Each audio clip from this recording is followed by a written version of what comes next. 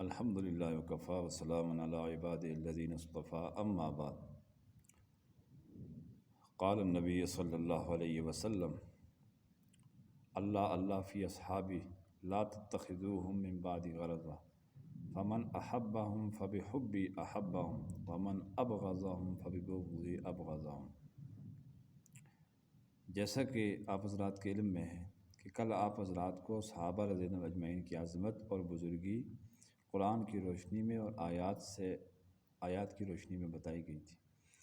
ویسے تو قرآن مجید بھرا ہوا ہے صحابہ رضی اللہ عنہم اجمعین کی توصیف اور تعریف سے۔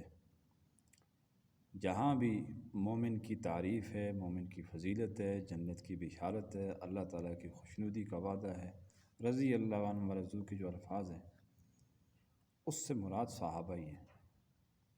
لیکن اسی مضمون کے اندر تاکید پیدا کرنے کے لیے میں کچھ احادیث آپ حضرات کے سامنے ذکر کرتا ہوں، جس میں سے بہت زیادہ جامع حدیث اور ان کی گستاخی کرنے والوں کو عبرت کی سزا سنانے والی حدیث یہ والی ہے۔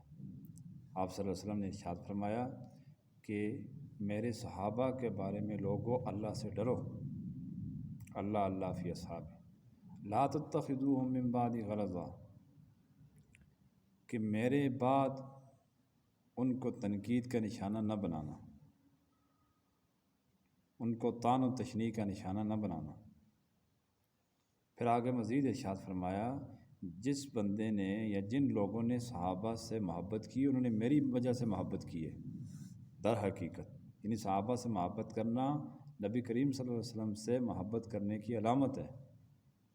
پھر آگے فرمایا فمن ابغضهم فببغضی ابغضهم، اور جنہوں نے میرے صحابہ سے بغض رکھا، کینہ اور عداوت رکھا، انہوں نے در حقیقت صحابہ سے نہیں رکھا، انہوں نے میرے سے بغض اور عداوت کی۔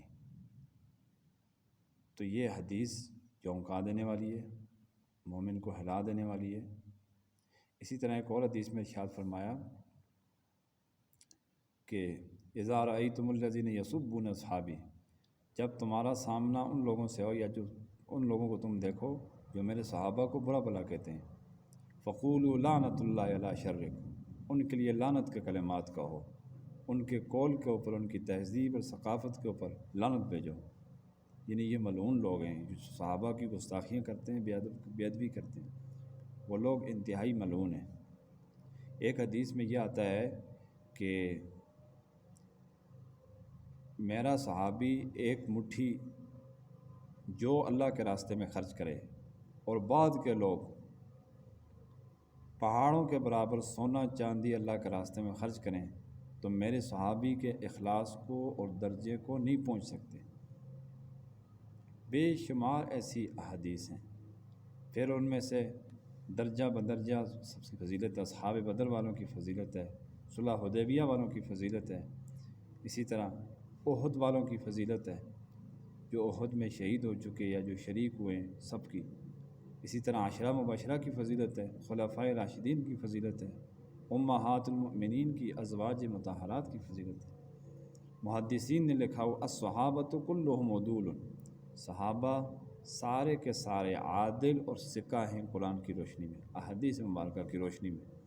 اس لیے کسی بھی بندے کا حق نہیں بنتا۔ میں نے کل عرض کیا تھا کہ اللہ تعالیٰ نے بہت مشکل امتحان صحابہ کے لیے ہیں اور وہ سب میں کامیاب ہوئے، مغفور ہیں، بخشائے ہیں، کوئی گناہ ان کے کھاتے میں نہیں ہے۔ گناہ ہوئے ضرور ہیں، اس کا انکار نہیں ہے، لیکن وہ بخشائے ہیں، سب سے جنت کا وعدہ ہے، سب سے اللہ نے اپنی خوشنودی اور رضا کا اظہار فرمایا قرآن پاک کی آیت کے اندر۔